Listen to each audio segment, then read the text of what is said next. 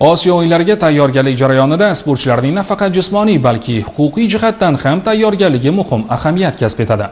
Shu maqsadda chim ustida xokkey bo'yicha O'zbekiston milliy terma jamoasi a'zolari uchun dopingga qarshi kurash masalalariga bag'ishlangan profilaktik seminar tashkil etildi. Osiyo o'yinlariga so'nggi tayyorgarlik jarayonini olib borayotgan chim ustida xokkey bo'yicha O'zbekiston terma jamoasi sportchilari ishtirokida dopingga qarshi kurash bo'yicha navbatdagi profilaktik seminar o'tkazildi. Unda sportchilarga doping nazorati jarayoni, taqiqlangan moddalar va usullar, dori vositalaridan qonuniy foydalanish, shuningdek sportchilarning huquq va majburiyatlari haqida tushunchalar berildi.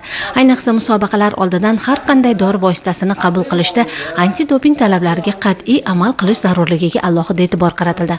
Bunday profilaktik tadbirlar sportchilarning antidoping qoidalari bo'yicha bilimlarini mustahkamlash, ehtimoliy qonun buzarliklarning oldini olish va xalqaro musobaqalarga mas'uliyat bilan tayyorgarlik ko'rishda muhim ahamiyat kasb etadi.